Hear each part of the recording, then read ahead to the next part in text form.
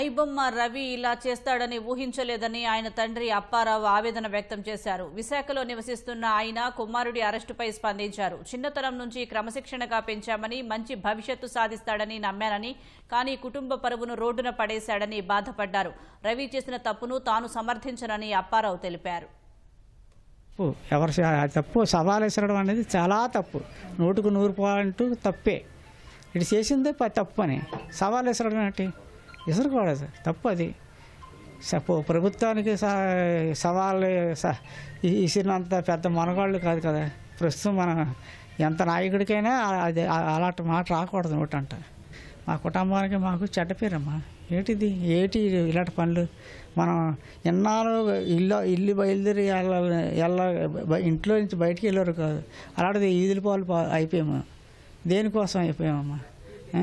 ఇప్పుడు ఒక పని చేసిన అలాంటి పని చేసినట్టు ఏదో రోజు దొరికిపోతాం, పోలీసులు పట్టుకుంటారు. ఈ గతి వస్తుంది మాకు అని తెలియాలి కదా. ఎప్పుడైనా తప్పు పని చేసినట్టు కంపల్సరీ దొంగలు ఉంటారు, ఎప్పుడో రోజు పట్టించుకుంటారు.